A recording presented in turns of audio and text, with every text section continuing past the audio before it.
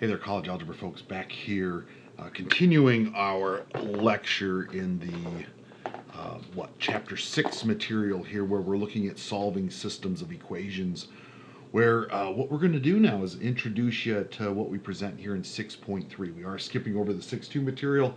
We're going to jump up here to 6.3 material, and we're going to show you how to use what we call the row equivalent operations, or we might abbreviate that the REOs, REO, right? Row equivalent operations, to solve a system of equations using what we call an augmented matrix. All right? What again matrices are is they are a listing, or what we might say is an array of values, right, that are arranged in a manner that they store what we might say is information about a linear system. Right? There is what we call an augmented matrix that stores the information seen here in this system of equations, the system of linear equations, right? Where that augmented matrix comes from, if we just look at doing this first case here with determine the augmented matrix represented with the following system of equations. If we have that system of equations, 4x minus 5y equals 13, arranged with negative 7x plus 2y equal to negative 16, what's unique about this arrangement to begin with is that all of our like terms have been arranged vertically over top of one another. For instance, our x terms have been arranged vertically over top of one another. Our y terms have been arranged vertically over top of one another, and our values that these are equivalent to have been arranged here vertically over top of one another. The constant values, we might call them, in these linear equations on the right hand side of this equal sign, where if the system of equations, right, can be expressed in this form, we call it ax plus by equals c all over what we might say is dx plus ey equals f, then we can arrange that system of linear equations into an augmented matrix, all right? A matrix that is going to have this listing of numbers involving 2 rows and 3 columns, where the first column is going to be made up of the constant coefficient seen on our x terms. Our second column of numbers is going to be made up of the constant coefficient seen on our y terms. And then our last column of numbers, the third column, is going to be made up of these constant values that we are equivalent to in this linear arrangement. That would be 13 and negative 16 respectively. And what we do to kind of highlight this matrix, this augmented matrix, as a system of equations, is we will sometimes drop a vertical bar where we would expect to see the equal sign in this relationship. Now what we understand is this means this, right? And this means this when we encounter these matrices, right? If I was to give you the augmented matrix 1, 0, 0, 1, which is given by the values 2, negative 5, right? What that tells me is that x must equal 2, or let's be a little more specific here. This means 1x plus 0y equals 2. This means 0x plus 1y equals negative 5 in value, which itself just simplifies to what is our solutions to this equation. X equals 2, y equals negative 5. Right?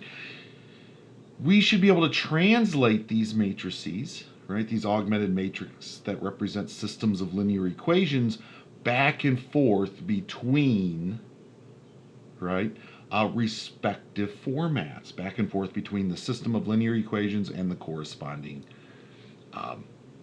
augmented matrix. Why that's going to be useful is because we are going to have row equivalent operations that we can use to transform this side of the matrix into this format 1001, which in the end will end up revealing your x and y solutions, right, to that system of equations over here on the right hand side, as we had seen here in this translation of the matrix above, right? What are the row equivalent operations? Well, essentially you can take any row in a matrix and you can multiply it by some constant multiple and replace that row with that constant multiple of the row, right? Any row can be replaced with a constant multiple of itself. That's one row operation, right? Another row equivalent operation is that any two rows can be added together and replaced, well, any row can be replaced with the sum of two other rows. We can replace this row by adding it to the other row and putting that sum in this location. Any row can be replaced with itself and the sum of another row, right? That's our second row equivalent operation. The third is mixing those two. Not only can you multiply a row by a constant multiple, and not only can you add any two rows and replace a row with that value, right? You can also multiply a row and then add that row in one step. All right? Let's illustrate some examples of that. Here's our first example. Bring this over so we can see this.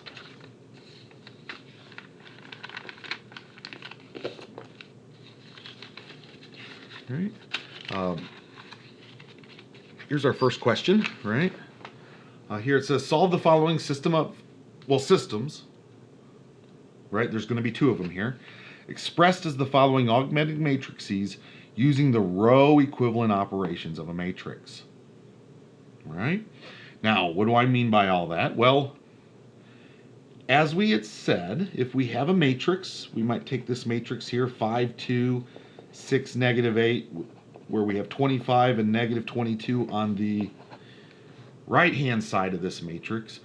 There's a row operation that says you can multiply any row by some constant multiple, and it does not change that statement. This is equivalent to the matrix 28, 100 for the first row. If I multiply through by the value of 4, 5 times 4 is 20, 2 times 4 is 8, 25 times 4 is 100. Now, we have done nothing to the second row, so that just comes back in there as 6, -8, -22. Now with that done, I can also replace any row with the sum of itself in another row. Well, what does that mean?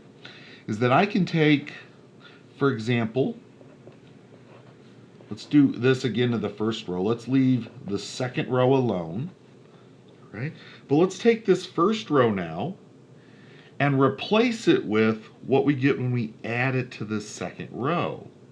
For instance, if I take 20 plus 6, I get 26. Let's put that here.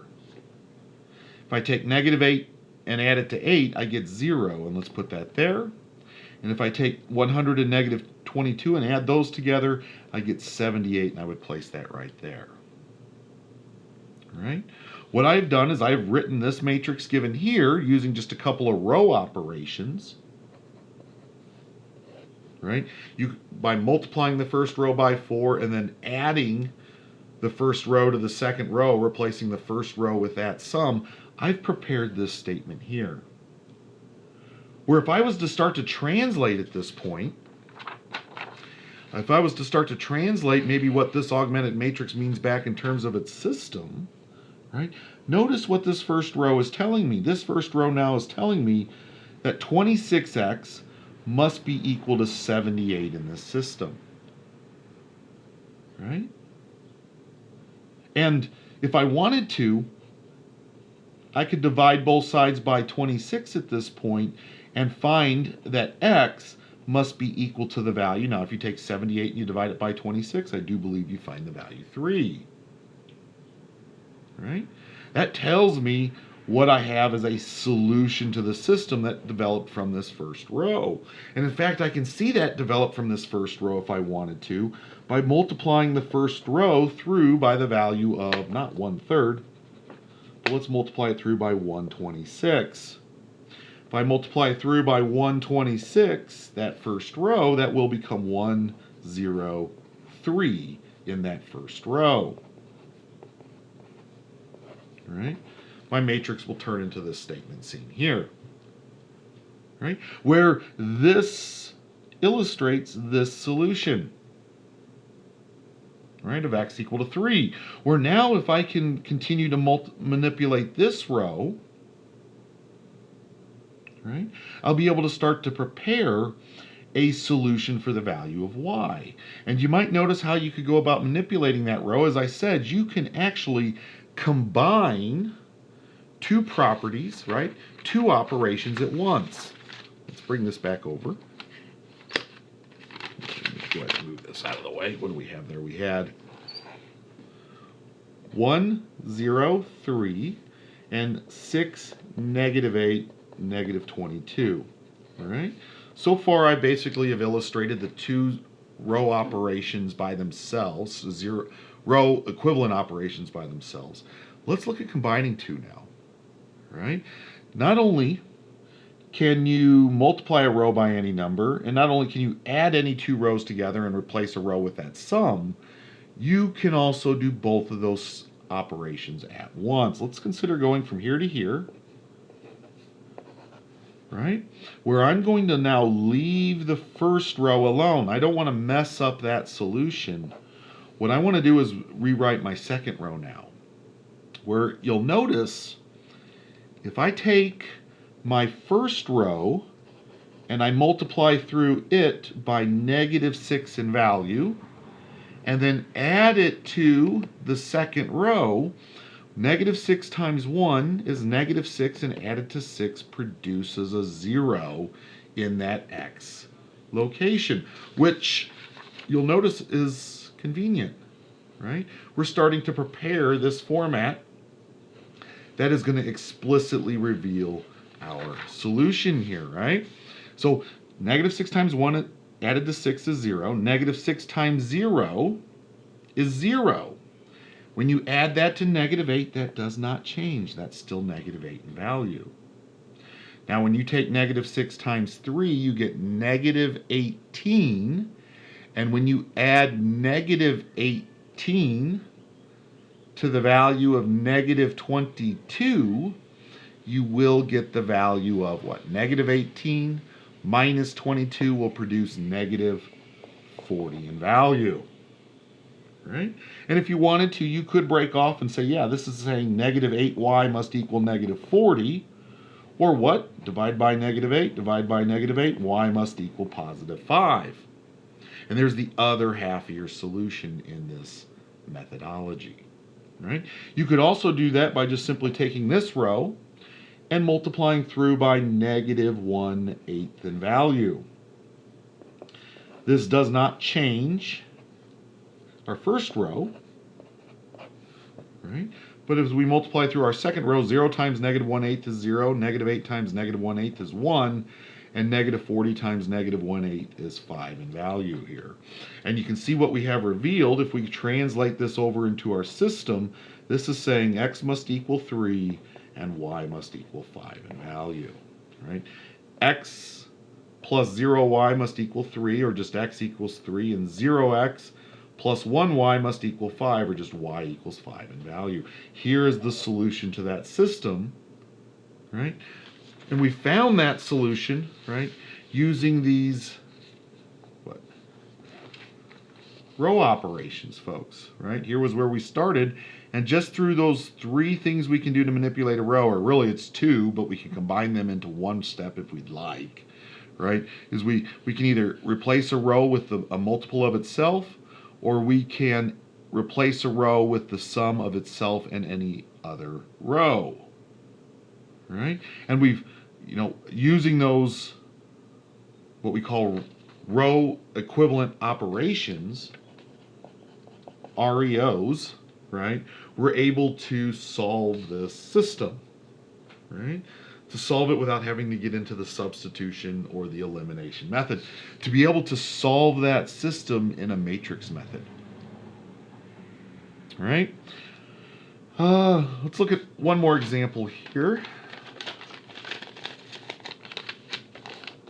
What this is known as, folks, I believe this is called a Gaussian elimination, or what sometimes might be referred to as Gauss-Jordan elimination, right? One of them is when you stop about halfway in and you translate the system early. The other is going to produce the solution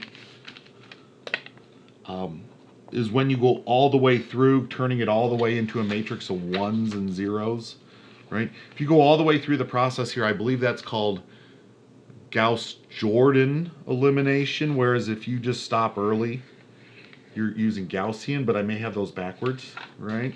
But let's consider this case.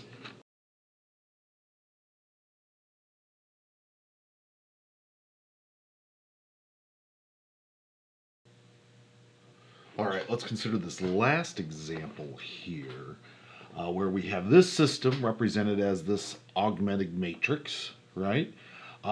And let's consider using some Gaussian or Gauss-Jordan elimination here to solve this system, right? We will notice as we look at the system, we do appear to have a 1 already in this location here, but I will caution you, as you approach Gauss-Jordan elimination, it is sometimes easier to consider obtaining the values of 0 that you want to see in your setup versus trying to go about getting and leaving numbers alone and trying to keep this 1 in this location here. It's going to be very tricky to keep that 1 in there without changing any of the rest of this expression, right? Or this system of equations here. So what we might focus on here is we'll say to ourselves, okay, well, maybe we consider this location right here. Here we might consider trying to produce a 0 up there at that location. Now, how I could produce a 0 at that location is I could come along. Right, here's my system. Let me go ahead and rewrite it. Right, there's my augmented matrix represented by this system. I could obtain a 0 up here by multiplying the bottom row by 3 and adding it to the row above. If I take this bottom row and I multiply it by 3 and add that to the row above, this is not going to change my bottom row. Right? We are going to leave that row alone, but it is going to change my upper row here. 3 times 2 is 6, added to -4 is 2. All right, 3 times 1 is 3, added to -3 is 0, and that zeroes away, folks. And then 3 times 10 is 30, add that to -18, and you are at the value of 12. So our first row now turns into the statement 2, 0, 12. And it was a lot easier trying to get this 0 into this location here just by multiplying that row through by the value of 3 and adding it to the row above than trying to maintain this 1 here in this location. All right. What we might notice then is in this top row, we can get a 1 in this location, right, by just multiplying through that row by the value of 1/2. If I multiply through that first row by just the value of 1/2, that is not going to, again, change my second row, right? But my first row, the 1/2 times 2 will become 1 in value, right? The 1/2 times 0 will become 0 in value, and the 1/2 times 12 will become 6 in value. And what that points to is the half of the solution, illustrating that the value of x is equal to the value of 6. Now I could jump out of this system and use that information to solve this equation for the value of y when x equals 6. But if we're going to continue through the matrix operations here, right, the Gauss-Jordan elimination here, what I might now consider doing is I have to make this statement into 0 here. Right? How am I going to make this into 0 here is I am going to multiply through now the first row by -2,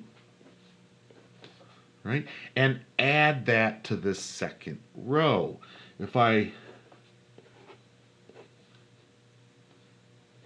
That is not going to change the value of my first row, but if I take -2 times 1, that's -2, and add that to 2, that will produce a 0 value here. And now if I take -2 times 0, that result is 0, and when I add that to this one, that remains the value of 1.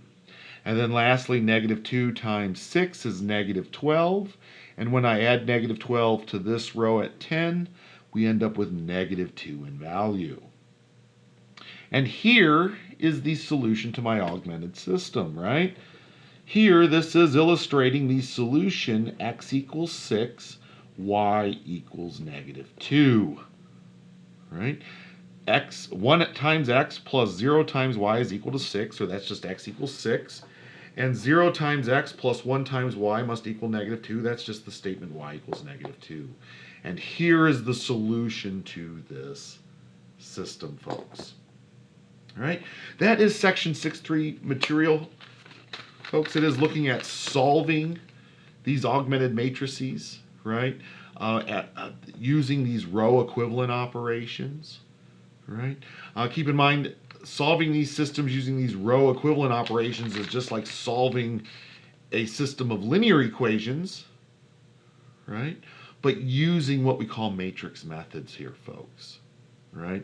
Every single one of these augmented matrices represents a corresponding system, and if these augmented matrices are all equal, all those corresponding systems are equal, and this methodology can be employed to solve a system of linear equations, right? We can use these row equivalent operations here. All right, so that's section 6.3 material, folks. I'm going to continue our study with section 6.4, where we're going to look at what we call some matrix operations.